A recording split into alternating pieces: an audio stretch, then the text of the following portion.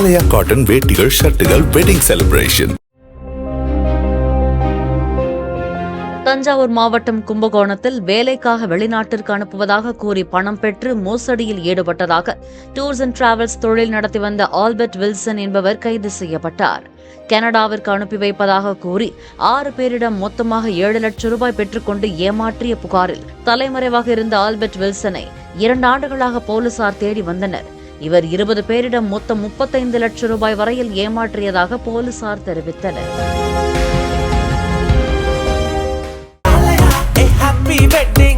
ஆலயா cotton வேட்டிகள் ஷர்ட்டுகள் wedding celebration. Play store மற்றும் ஆப் ஸ்டோரில் இருந்து பாலிமர் செயலியை QR கோடு மூலம் பதிவிறக்கம் செய்யுங்கள். செய்திகளை உடனுக்குடன் பெறுங்கள்.